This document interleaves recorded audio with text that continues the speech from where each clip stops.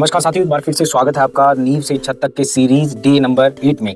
आज आपको मैं पीसीसी का काम दिखाने जा रहा हूं, जो कि एक दिन पहले ही हो चुका है और वो मैंने अपनी वीडियोस में कवर नहीं किया था, क्योंकि पहले भी हमने जो कंबाइंड फुटिंग बनाई उसके नीचे पीसीसी का काम किया, तो मैं दूसरी साइड पर था, तो इसलिए इस वाली जो आरसीसी वॉल और जो फुटिंग आएगी उसके नीचे जो पीसीसी का काम हुआ है वो मैं आपको नहीं दिखा पाया, उसके लिए मैं माफ़ी चाहूँगा। लेकिन आज मैं आपको बता देता हूँ, ये जो है अब यहाँ से और यहाँ इसके बीच में एक कॉलम की लाइन जो है वो भी आएगी, जिसे मैंने आपको ड्राइंग्स में दिखाया था। तो जो ई लाइन में कॉलम आएंगे उसी ई लाइन में जो है आरसीसी वॉल भी आएगी। तो उसके लिए नीचे आप देख सकते हैं कि 4 इंच की ये पीसीसी डाली गई है, 4 इंच की, ताकि प्लेन सरफेस मिल सके और इसके ऊपर शटरिंग करनी है, आपको स्टील बांधना है तो उसमें आसानी हो। तो मैं आपको बता दूं कि अब काम जो है वो रफ्तार पकड़ चुका है और अब तैयारी है आरसीसी वॉल और कॉलम्स बनाने की, उसके स्टील को बांधने की। तो यहाँ पर इसके सामने एक कॉलम C4 आएगा, C4 कॉलम जो है वो इसके बीच में आएगा, जिसका साइज रहेगा 18 बाई 18 इंच का कॉलम C4 यहाँ आएगा। उसके बाद जो है बीच में कॉलम के बिल्कुल ही एक सीध में जो है वो हमारी आरसीसी वॉल आएगी। C4 कॉलम यहाँ आएगा। उसके बाद जो है वो C6 नंबर के 2 कॉलम्स आएंगे और एक C5 नंबर का कॉलम आएगा। तो इस तरह से जो है वो 4 कॉलम यहाँ इस लाइन ई लाइन में आएंगे। मैं आपको एक बार ड्राइंग में भी दिखा दूंगा। तो यहाँ पर जो ड्राइंग में मैं आपको मेंशन है 4 कॉलम इस लाइन में है, ई लाइन पर। इसके साथ भी 2 कॉलम्स जो हैं वो उसके सामने रहेंगे। उसके बाद एक सर्कुलर कॉलम है, मैं थोड़ा सा आपको ड्राइंग में बता दूंगा। और बीच में जो है वो आरसीसी वॉल की फुटिंग है।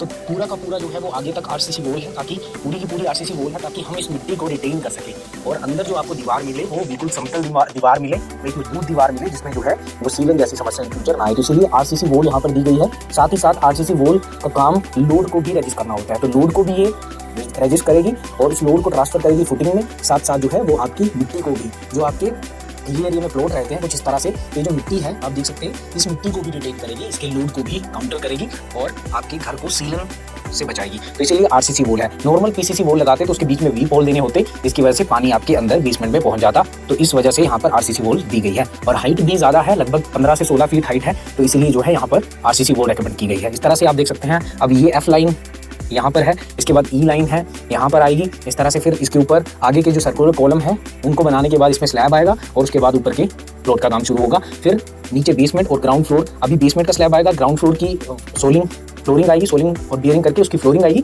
PCC flooring. फिर उसके बाद जो है एक साथ सारा स्लैब कास्ट होगा। तो इस तरह से जो है वो आप देख सकते हैं अभी काम चल रहा है। और यहाँ पर जो आरसीसी वॉल और कॉलम्स आएंगे उनका स्टील को बांधने का काम जो है वो वेंडर के द्वारा, स्टील वेंडर के द्वारा साइड में किया जा रहा है। तो कल से जो है वो नीचे हम स्टील को बांधना शुरू कर देंगे आरसीसी वॉल और कॉलम्स के। तो डे 8 का अपडेट है। आप देख सकते हैं कि यहाँ तक जो है वो काम पहुंच चुका है। साथियों, कभी आपकी ड्राइंग्स जो है उसमें भी कहीं ना कहीं कुछ गलतियां रह जाती हैं या फिर गलती से हो जाती हैं। लेकिन आपकी साइट पर जो है अगर टेक्निकल पर्सन होगा, कोई सिविल इंजीनियर होगा या साइट इंजीनियर होगा या फिर स्किल्ड कॉन्ट्रैक्टर होगा, तो वो उन चीज़ों को ठीक करवा सकता है। जैसे कि हमारे पास जो ड्राइंग आई थी उसमें C5 कॉलम ऐसा कॉलम था जिस कॉलम में बाहर की जो कॉर्नर में जो बार्स होती हैं वो 16 mm की थी और अंदर जो बार्स हैं वो 20 mm की थी। लेकिन जब आप इस फील्ड से हैं, आपने सिविल इंजीनियरिंग की है, कंस्ट्रक्शन फील्ड से हैं, तो आपको आइडिया हो जाता है बहुत सारी ड्राइंग को रीड करने के बाद, या फिर जब आप स्टडी कर रहे हैं, जब आपको स्ट्रक्चर के लोड के बारे में पता होता है तो बार के बारे में भी पता चल जाता है। तो उसमें क्या था कि कम डाया की स्टील बार बाहर थी कॉर्नर में और ज़्यादा डाया की स्टील बार अंदर थी। तो यहाँ थोड़ा सा गड़बड़ लगी और उसके चक्कर में जब स्ट्रक्चर इंजीनियर से बातचीत की तो उन्होंने भी ये चीज़ पाया कि उनकी ओर से कुछ गलती हुई है और उसको रिवाइज किया जाए। रिवाइज करने के बाद जो है उन्होंने, देखिए, वैसे कोई स्ट्रक्चर बना के नहीं भेजा है कॉलम का, या फिर उसका सेक्शन बना के नहीं भेजा है कॉलम का, जो भी आपका व्यू रहता है जैसे कि ड्राइंग्स में दिखते हैं। लेकिन उन्होंने फ़ोन पे बात की और ये मैंने, आप देख सकते हैं कि साइट पर ही अब उसकी करेक्शन कर दी है। उसको रिवाइज्ड ड्राइंग जो है वो मैंने पेन से खुद यहाँ पर डायरी पे पेन से बना दी है। तो आप देख सकते हैं कि अब उस वाले में क्या अंतर था, इस वाले में क्या अंतर है। तो इस तरह की गलती अगर आपकी साइट पर भी या फिर ड्राइंग्स में होती है तो आप स्ट्रक्चर इंजीनियर की सलाह लें, टेक्निकल पर्सन की सलाह लें। अब इसमें क्या करेक्शन की गई है, बाहर की जो 4 ये और 2 आपको इस तरफ दिख रही होंगी, 2 बार, टोटल 8, 1 2 3 4 5 6 7 8 बार जो अब रहेंगी वो रहेंगी आपकी 20 mm डाया, क्योंकि कॉर्नर में है या बाहर है तो 20 mm की रहेंगी।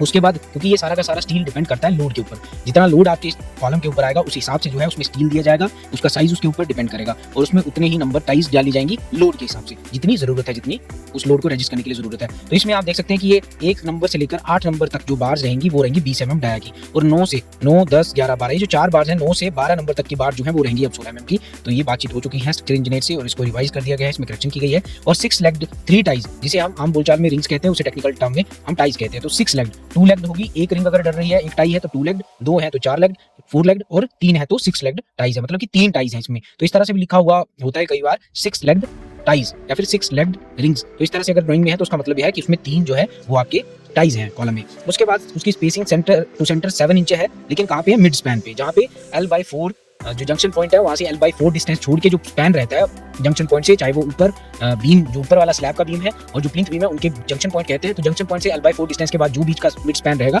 उसमें 7 इंच रहेगी स्पेसिंग, और 4 इंच कहाँ रहती है आपको, जहाँ पर जंक्शन पॉइंट से L/4 डिस्टेंस आएगा, जो कॉलम की दूरी है, जो स्पैन आपके बीम और बीम जो स्लैब का बीम है और प्लिंथ बीम है उसके बीच में जो कॉलम की दूरी है वो स्पैन रहेगा, लेंथ रहेगी कॉलम की, और उसको डिवाइड करेंगे 4 से, तो जो डिस्टेंस रहेगा उस डिस्टेंस तक जो है वो 4 इंच आपकी स्पेसिंग रहेगी टाइल्स की। तो इस तरह से जो है, और ध्यान रखना है कि आपको टाइल्स की स्पेसिंग कहाँ पर कम रखनी है, जहाँ पर आपका बीम है, जो आपका प्लिंथ बीम है और जो फाउंडेशन है वहाँ पर हमेशा 4 इंच की स्पेसिंग आपकी रहेगी।